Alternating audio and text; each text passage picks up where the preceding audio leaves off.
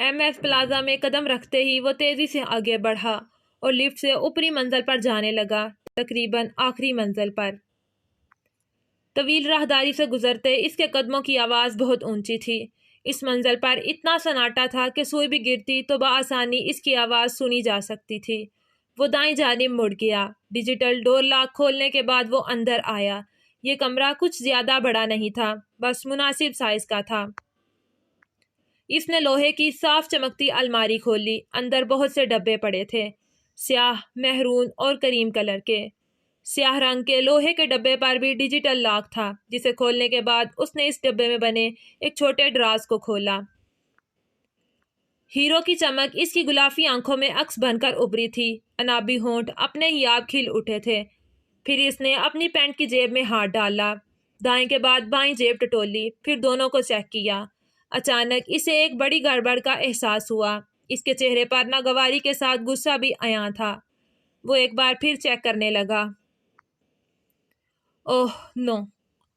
इसने दाएं हाथ का मुक्का बनाते बाएं हाथ की हथेली पर पूरी कुव्वत से दे मारा। फिर लोहे का स्याह डब्बा बंद करके पेंडुलम की तरह इधर उधर चक्कर काटने लगा। सोचने लगा।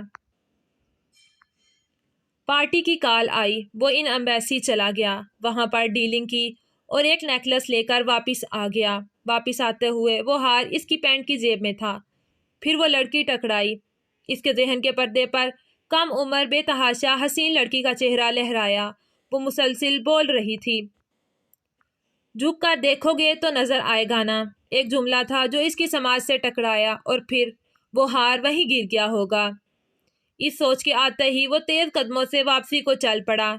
लिफ्ट ले बटनों पर बार बार हाथ मारता, ऐसे जैसे एक पल में वो इसे ग्राउंड फ्लोर पर पहुंचा देगी। वो बहुत उजलत में प्लाजा से बाहर निकला। गार्ड्स अलर्ट हो गए। वो पजारो स्टार्ट कर चुका था। सिक्योरिटी गार्ड्स इसके पीछे ही दूसरी गाड़ियां लेकर निकल पड़े। धूल उड़ाती तमाम गाड़ियां चंद पल में ही प्लाजा की हदूद से बाहर निकल गई। हार वहां होता तो मिलता। चंद नोट गिरे अब भी वहीं पड़े थे, मगर जो चीज कीमती थी वो गायब थी। इसने कितनी ही बार बूट की नोट से वो जगह चेक की जहां नीलम की कार खड़ी थी, मगर वहां कुछ नहीं था। क्या वो नेकलेस उस लड़की के हाथ लग चुका है? ये आखिरी सोच थी जो मनहाज अज़दहाक के दिमाग में उभरी थी। मुझे वो नेकलेस हर हाल में चाहिए। इसके लिए उस लड़की की तलाश करना होगा, मगर कैसे? वो एक बहुत अजीब कश्मकश में फंस गया था। उस हार की साखत ही ऐसी है कि कोई भी समझ जाएगा कि ये कोई आम नेकलेस नहीं है। अगर उसने इसे खोल लिया तो उसका दिमाग उलझे जा रहा था, नुकसान पर नुकसान। इसे लग रहा था जैसे डैक इसका सिर्फ राइट ही नहीं बल्कि लेफ्ट हैंड भी था। हबीब इसका दोस्त था, वो इसका मातहत नहीं था, जबकि डैक की बात ही अलग थी।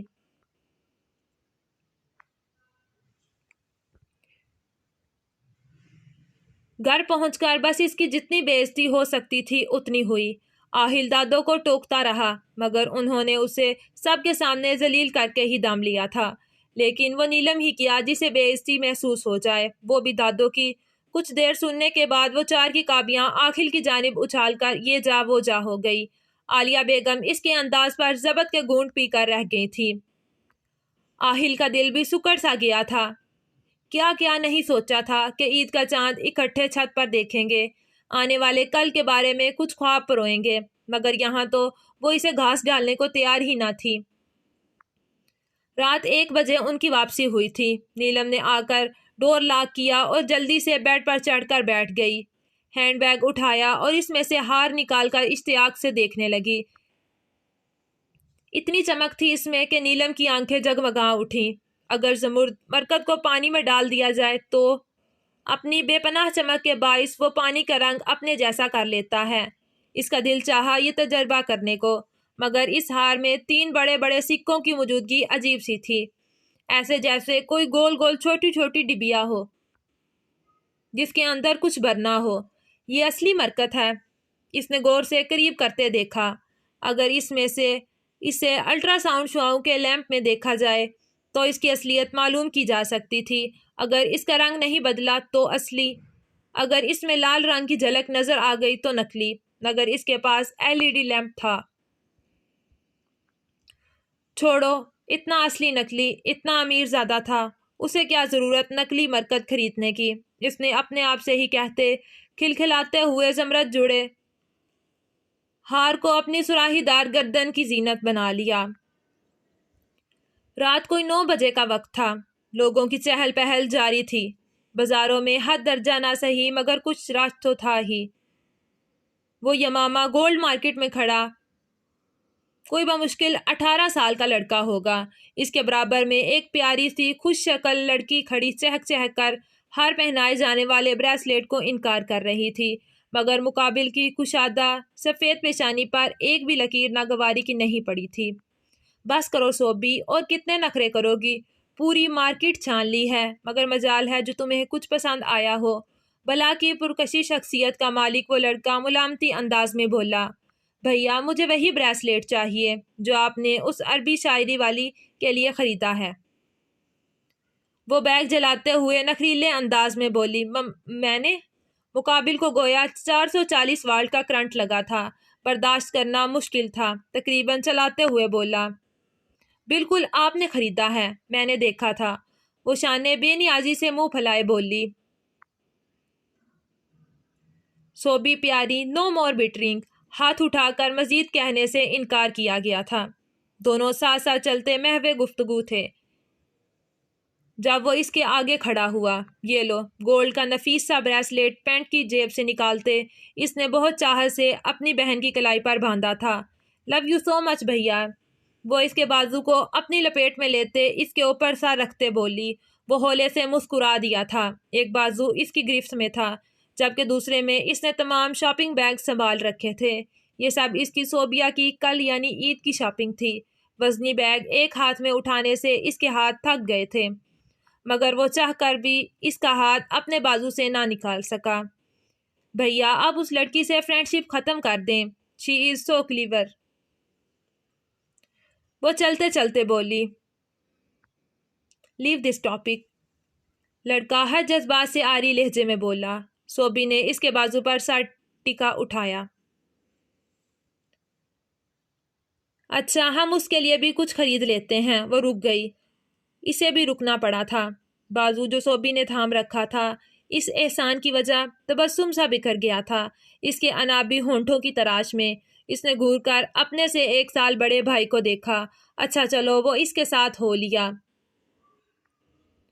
دوبارہ مارکیٹ کے اندر چلے آئے۔ اسے میرے بیگ میں مت ڈالیں۔ وہ لوگ ایک نازک سی رنگ لے کر شاپ سے نکلے تھے۔ رنگ خود صوبی نے ہی پسند کی تھی۔ اوکے اوکے نہیں ڈالتا۔ کم آن سسٹر، تم اتنا جیلس کیوں ہوتی ہو؟ وہ اس کے شانوں کے گرد بازو پھیلاتے پوچھ رہا تھا۔ آئی ڈونٹ نو، بٹ میری کوئی فرینڈ نہیں، کوئی کزن نہیں یہاں۔ بچپن سے ہم بہن بھائی سے زیادہ دوست رہے ہیں، مگر جب وہ آئی ہے آپ کی اس سے زیادہ فرینڈ شپ ہو گئی ہے۔ آئی نو آپ اس سے عید پر بھی ملنے جائیں گے۔ وہ اداسی سے بولی، میری بہن ہی میری دوست ہے، پہلی اور آخری دوست۔ اگر صوبی کہے گی کہ مت جاؤ تو منہاج اس سے ملنے نہیں جائے گا۔ وہ اس کے کاندھے پر دباؤ ڈالتا ہلکے پھلکے لہجے میں کہہ رہا تھا، پکا پرامس؟ وہ رک کر اس کی جانب ہاتھ بڑھاتے ہوئے بولی، ہاں پکا پرامس۔ وہ اس کا ہاتھ پکڑ کر مروڑتے ہوئے بولا، آہ! وہ چیخی، ساتھ ہی 2-3 مکے اس کے کاندھے پر جھڑ دیے۔ آپ کی وجہ سے ہمیشہ مجھے تکلیف پہنچتی ہے۔ وہ سرخ ہوتے ہوئے ہاتھ پر پھونک مارتی خفگی سے بولی۔ وہ جو ماضی کی خوشگوار یادوں کو سوچنا چاہتا تھا، محسوس کرنا چاہتا تھا، اچانک اس جملے کی باز گشت پر تلخ حقیقت کی جانب کھنچا چلا گیا۔ کل عید تھی، پورا شہر خوشیاں منا رہا تھا۔ کبھی 30 روزے رکھنے والا صوم و صلات کا پابند شخص پچھلے 11-12 سال سے کافر بنا بیٹھا تھا۔ تمہیں میری وجہ سے ہی تکلیف اٹھانی پڑی صوبی۔ تمہاری موت کا ذمہ دار کہیں نہ کہیں میں بھی ہوں۔ تم نے کتنا کہا تھا بائی شی از کلیور، مگر میں نہیں مانا۔ اس نے کرب سے آنکھیں موند لی، پھر سینے سے لگی تصویر دیکھنے لگا۔ مسکراتا چہرہ ہر فکر سے آزاد تھا۔ اس کے آنسو اس کھلکھلاتے چہرے پر گر رہے تھے۔ بے آواز روتے روتے اس کی آواز بلند ہو چکی تھی، بھیا بھیا۔ آگ کے شعلوں کی لپیٹ میں وہ وجود صرف ایک ہی شخص کو پکار رہا تھا، اور اس شخص کو لگ رہا تھا کہ دہتے شعلوں کی لپیٹ میں وہ وجود نہیں بلکہ اس کا دل جل رہا تھا۔ صرف جان اس کی نہیں نکل رہی تھی، وہ بھی بے جان ہو گیا تھا۔ اس کو دیکھنے والی غلافی آنکھوں نے اس پل اپنی بنائی سلامت ہونے پر شدت سے افسوس کیا تھا۔ یہ منظر دیکھ لینے سے پہلے اندھے ہو جانے کی دعا شدت سے اس کے من میں سر اٹھا رہی تھی۔ سوبی، سوبی بھیا کی جان، وہ روتے میں چلا رہا تھا۔ خوبصورت شیشے کا فریم اب بھی اس کی سینے سے لگا تھا۔ اسٹیڈی کے در و دیوار 8 سالوں سے اس شخص کی یہ کراہیں سن رہے تھے، اپنے اندر جذب کر رہے تھے۔ بچھڑ جانے کی اذیت موت جیسی ہے، موت بھی وہ جو روز آتی ہے۔ پستہ رنگ کا گھیرا دار شفون کا فراق جس کے بارڈر پر گہرے لال رنگ کی بڑے بڑے پھولوں والی بیل بنی تھی، ساتھ اسی رنگ کا چوڑی دار پاجامہ اور پستہ رنگ کا ہی دوپٹہ۔ گاجری رنگ کی لپسٹک لگاتے اس نے آئینے میں ابھرتے اپنے عکس پر ایک تعریفی نظر ڈالی تھی۔ شہد رنگ زلفوں کو کھلا چھوڑ رکھا تھا۔ جولری کے نام پر صرف ناک میں موجود نوز پن تھا۔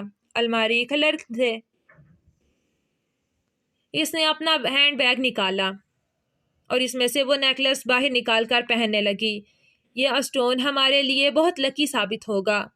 زمرد کے پتھر پر ہاتھ مارتے وہ آپ ہی آپ خوش فہمیوں میں مبتلا ہونے لگی۔ گڑیا بابا آ گئے ہیں عید کی نماز پڑھ کر۔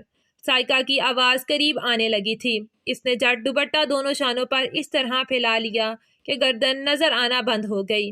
چلو آؤ بابا سے عیدی لیں، ماشاء اللہ نظر نہ لگے، اللہ نظر بد سے بچائے۔ سائکا تیزی سے کمرے میں داخل ہوئی تھی۔ جیسے ہی اس ابصرہ پر نظر پڑی وہ دم بخود رہ گئی تھی۔ اچھا چلو، اس کا ہاتھ تھامے وہ سیڑھیاں اترنے لگی۔ مہرون رنگ کے لباس میں سائکا بھی آج جلوے بکھیر رہی تھی۔ وہ جو بس ہار پہن کر دیکھنے کے بعد اتارنے کا سوچ رہی تھی، اب مصیبت میں پھنس گئی تھی۔ بابا کہاں گئے دادو؟ نیچے آئیں تو ابرار صاحب غائب تھے۔ ڈاکٹر صاحب کا بلاوا آیا ہے، کوئی بچہ لے کر ادھر ہی آ گیا ہے، آ جائے گا۔ تو سویاں بھیج دے پڑوس میں کسی بچے کے ہاتھ، دادو نے ٹی وی پر عید اسپیشل پروگرام دیکھتے جلدی سے کہا، اور پھر اپنے پسندیدہ مشغلے کی جانب متوجہ ہو گئیں۔ سائکا نے ٹرے میں میٹھے کی پلیٹ رکھی اور اوپر جالی کا سفید بے داغ کپڑا ڈال دیا۔ آپی اسے پکڑاؤ ادھر۔ سائکا نے نہ سمجھی سے اسے دیکھا۔ اوہو، دو تو صحیح۔ اس نے آگے بڑھ کر ڈش تھام لی۔ ہم دے کر آتے ہیں۔ وہ جلدی سے بولتی گیٹ عبور کر گئی۔ سائکا شنشیدرا رہ گئی تھی۔ اس نے گیٹ سے باہر نظر دوڑائی مگر وہ بوتل کے جن کی طرح غائب ہو چکی تھی۔ انس تیزی سے ہاتھ چلا رہا تھا۔ نیلے نیلے رنگ کے پیکٹس کو کھول کر وہ آٹے کے خالی تھیلیوں میں بھر رہا تھا۔ ان پیکٹس میں سے چھوٹے چھوٹے ہیروئن کے پیکٹس نکل رہے تھے۔ سیاہ پینٹ شرٹ میں ملبوس وہ رف سے حلیے میں تھا۔ ابھی عید کی نماز پڑھ کر کپڑے تبدیل کرتے ساتھ اپنے ذمہ لگا کام نپٹانے لگا۔ ٹائیگر ابھی تک نہیں آیا تھا۔ وہ عید کی نماز کے بعد جانے کہاں غائب ہو چکا تھا۔ خیر وہ تو ایسی ہی مخلوق تھی جس کا ایک پل سے زیادہ ایک ہی جگہ ٹھہر جانا ناممکنات میں سے تھا۔ اس نے دروازے تک پہنچتے شانوں پر پھیلا دوپٹہ ایک طرف ڈالا، بالوں کو ایک ہاتھ سے سیٹ کیا، دوسرے میں ڈش تھی۔ ہونٹوں کو باہم ملا کر لپسٹک ٹھیک کی اور نزاکت سے 2 انگلیاں موڑ کر دروازہ بجایا۔ کھٹکے کی آواز پر اس نے گھبرا کر ادھر ادھر دیکھا۔ ہیروئن کے پیکٹس جا بجا بکھرے تھے۔ محلے میں ان کی کسی سے زیادہ سلام دعا نہیں تھی تو کون آ سکتا تھا؟ وہ سارے پیکٹس کا ایک کونے میں ڈھیر لگا کر جلدی سے تھیلا سائڈ پر رکھتے کھڑا ہو گیا۔ اس کے ہاتھ پھرتی سے چل رہے تھے۔ وہ دروازہ کھولنے کے لیے خود کو ریلیکس کرنے لگا تھا۔ ابھی ہاتھ بڑھایا ہی تھا کنڈی کھولنے کے لیے جب اس کی نظر کچن کاؤنٹر پر پڑی جہاں چند اور ہیروئن کے پیکٹس تھے۔ او مائی گاڈ، یہ کب رکھے میں نے یہاں؟ وہ بڑبڑاتا ہوا کچن کی جانب چل دیا۔ دروازہ اب اور زور سے بجنے لگا۔ جب اسے کچھ سمجھ نہ آئی تو جلدی سے خالی شوگر پورٹ میں وہ پیکٹس ڈال دیے، پھر ہاتھ جاڑتا لمبے سانس لیتا مقفل دروازہ وا کر دیا۔ آپ چند ثانیے کو تو وہ دنگ ہی رہ گیا تھا۔ سامنے کھڑی لڑکی کسی افسرہ سے کم نہیں تھی۔ حسن تھا کہ قیامت ڈھا رہا تھا، اوپر سے اس کی تیاری۔ وہ ہم میٹھا لائے تھے، وہ خوشی سے کہتے خود ہی اندر چلی آئی۔ انس کو اس سے اتنی بیوقوفی کی امید نہیں تھی۔ ارے آپ وہاں کیوں کھڑے ہیں؟ چیک کریں نا کیسی بنی ہیں، اور برتن بھی خالی کر دیں۔ وہ کچن کاؤنٹر پر ڈش رکھ کر پلٹی تو وہ بھی اس کے ساتھ دروازے میں بت بنا کھڑا تھا۔ جی جی، وہ مروتن مسکراتا اندر آیا، دروازہ کھلا چھوڑ دیا۔ وہ لڑکی بے وقوف تھی، مگر وہ مزید بے وقوفی کا مظاہرہ نہیں کر سکتا تھا۔ ایک بار تو اس کا دل چاہا کہ وہ دو چماٹ لگا کر کہے کہ میں گھر میں اکیلا ہوں، منہ اٹھا کر اندر چلی آئی ہو۔ یہ لیں۔ اس نے چمچ انس کو تھمایا اور اس کا چہرہ ایسے دیکھنے لگی جیسے ماسٹر شیف چلا رہا ہو اور وہ جج ہو۔ بہت اچھی ہیں، وہ پھیکی سوئیاں کھاتے بمشکل بولا۔ اچھی ہیں، بالکل پھیکی۔ بھلا چھوٹی عید پر بھی کوئی پھیکی سوئیاں کھاتا ہے، مگر ابا کی شوگر کی وجہ سے ہمیں کھانی پڑتی ہیں۔ مگر اس میں آپ کا کیا قصور؟ آپ تو میٹھی سوئیاں کھائیں، ہیپی ہارمونز بڑھائیں۔ اس کی زبان بجلی کی رفتار کا مقابلہ کر رہی تھی، ساتھ ساتھ وہ شوگر پاٹ بھی کھول رہی تھی۔ جیسے جیسے شوگر پاٹ کھلتا جا رہا تھا، انس کے چہرے پر پسینے کے قطرے نمودار ہوتے جا رہے تھے۔ شوگر پاٹ میں چینی کے بجائے چھوٹی چھوٹی تھیلیوں میں سفید رنگ کا پاؤڈر بند تھا۔ اب پسینے آنے کی باری اس کی تھی۔ اس کے ہاتھ کپ کپائے، پاٹ نیچے گر گیا، جا بجا ہیروئن کے پیکٹس بکھر گئے۔ اسی پل ٹائیگر داخلی دروازے سے اندر آیا۔ سامنے کا منظر ایک پل میں اسے سب سمجھ آ گیا۔ اس نے دروازہ لاک کیا اور اپنی پینٹ کی پچھلی پاکٹ سے ریولر نکال کر منہ پر ہاتھ رکھے کپ کپاتی لڑکی کی جانب بڑبڑایا۔ شش، آواز نہ نکلے تمہاری۔ وہ اس کے منہ پر ہاتھ رکھے اسے دیوار سے لگا چکا تھا۔ ریولر کی موزل خوف کے مارے لرزتی لڑکی کے ماتھے پر تھی۔ اس کی جیل سی آنکھوں سے نمکین پانی کی دھاریں بہنے لگی۔ اسے اس بار پسٹل سے زیادہ خوف مقابل کی اجنبیت بھری نگاہوں سے آ رہا تھا۔ بالکل بیگانہ نگاہیں، اتنی اجنبیت تھی ان میں کہ نیلم کا دل کٹ کر رہ گیا۔ ٹائیگر، انس آگے بڑھا۔ ٹائیگر نے کاردار نظروں سے اسے دیکھا، پھر نیلم کو کھینچتے ہوئے اسی کمرے میں لے آیا جہاں ایسی ہی نشہ آور اشیاء بکھری پڑی تھی۔ نیلم ہلکی ہلکی سسکیوں سے رو رہی تھی۔ ٹائیگر لال بھبوکا چہرہ لیے کمرے کے ایک کونے سے دوسرے کونے میں چکر لگا رہا تھا، جبکہ انس شرمندہ شرمندہ ایک طرف کھڑا تھا۔ اس مسئلے کا ایک ہی حال ہے، مار دو اسے۔ ٹائیگر اچانک رکتے ہوئے صفاقی سے بولا۔ نیلم ڈر کے مارے کچھ پیچھے کو کھسک گئی۔ اس کی آنکھوں سے جھرنا بہہ رہا تھا، تمام حسیات جیسے سو گئی تھی۔